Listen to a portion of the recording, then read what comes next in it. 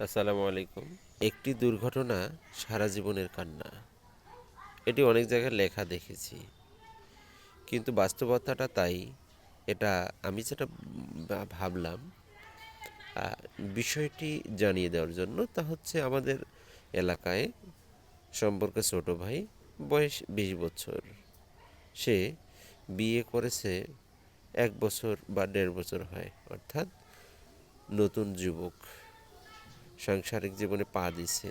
সে একটি মোটরসাইকেলে অ্যাক্সিডেন্ট হয়েছে গত মাসের ১৮ তারিখ। অ্যাক্সিডেন্ট হওয়ার পর তার একটি পা কেটে যায়। পরবর্তীতে চিকিৎসার পরবর্তী সময় তার পাটি ফেলে দিতে হয় বা পাটি কেটে ফেলতে হয়।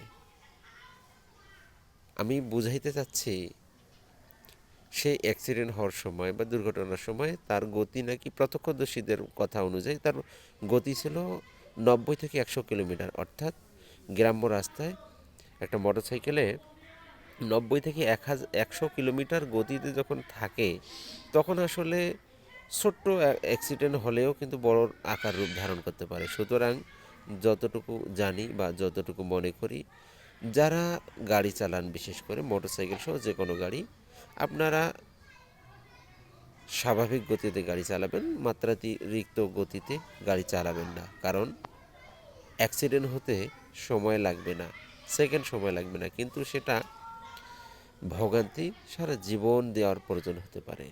বিষয়টি মনে রাখবেন। আসসালামু আলাইকুম ওয়া রাহমাতুল্লাহ।